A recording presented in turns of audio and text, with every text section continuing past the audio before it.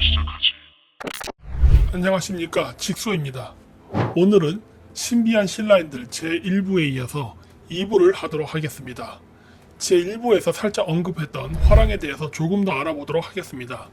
신라가 삼국을 통일하기 직전에 성립되었던 화랑은 원래 원화에서 유래한 제도로 여성 주도로 청소년을 이끄는 단체였습니다. 그러나 남모의 미모를 질투한 준정이 남모에게 억지로 술을 먹여 기절시킨 다음 생매장을 해 죽이는 바람에 원화는 폐지가 되고 남성을 중심으로 한 화랑이란 제도가 탄생했습니다.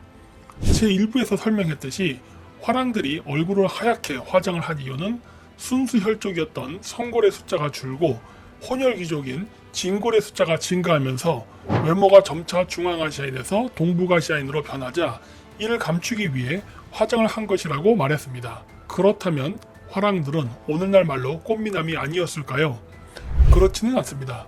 원화를 만날 때도 그랬지만 화랑의 멤버들은 건장하고 잘생긴 청년들을 위주로 뽑았습니다. 삼국사기 열전 제4권에 보면 사다함은 진골 가문 출신으로 내무랑의 7대 손이고 부치는 급찬 구리지로 근본이 높은 가문의 귀한 자손으로 풍로가 수려하고 지기가 방정하여 사람들이 화랑으로 삼아 받들기를 청하니 마지못해 응했으며 그 무리가 무려 1,000명에 달해 모두의 환심을 얻었다. 진흥왕이 이찬 이사부에게 명해 가야를 습격했는데 이때 사다함의 나이 15에서 16세로 종군하기를 원했다. 라는 기록이 있어 화랑을 뽑을 때 외모도 보았음을 알 수 있습니다. 그렇다고 해서 화랑이 얼굴만 예쁘고 싸움을 할 줄 몰랐던 고문관이라 생각하면 안 됩니다. 화랑은 무예도 출중했습니다. 그중 대표적인 인물이 김유신으로 삼국 통일을 하는데 큰 공을 세웠죠. 화랑이라는 글자를 보면 꽃을 뜻하는 한자 화가 있습니다.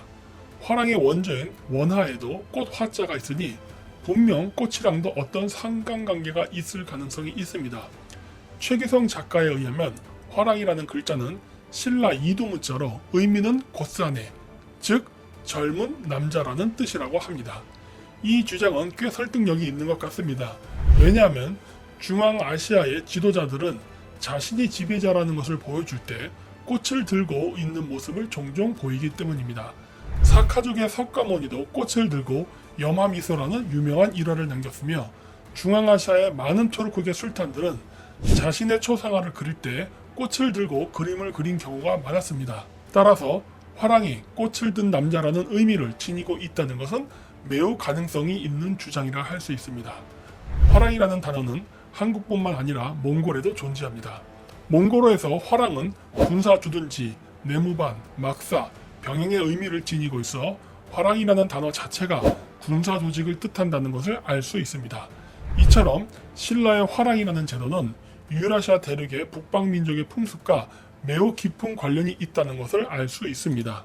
KBS 장한식 기자는 신라 김씨 왕족과 가야 왕족이 서기 342년 고구려를 침공한 모용씨 군대 중 낙오한 무리의 후예가 아닐까 하는 가설을 제시했습니다.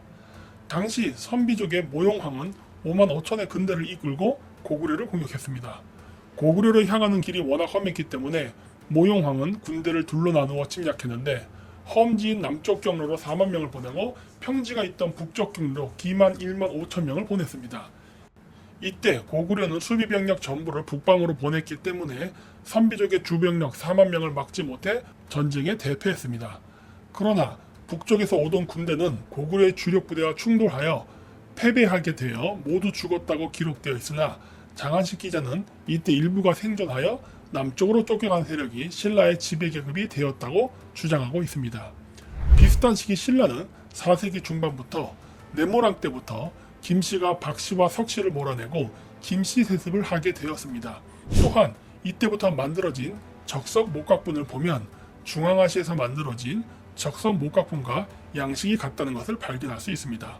그 외에도 동복, 황금보검, 무장갑옷 등등이 선비족의 것과 매우 유사해 신라와 가야의 지배계급에 선비족이 있었을 가능성은 매우 높다고 생각합니다.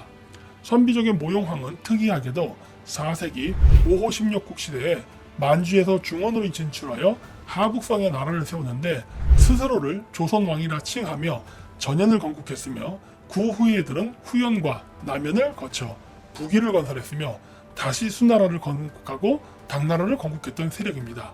즉 신라의 지배계급과 당나라의 지배계급은 선비적으로 그 뿌리가 같습니다. 따라서 신라를 건국했던 세력들은 고구려보다 더 강력하게 만주뿐만 아니라 중원 깊숙이 들어가 국가를 건설하고 중원을 제패했습니다. 실로 광개토대왕보다 더 강력했다는 것을 알 수 있습니다.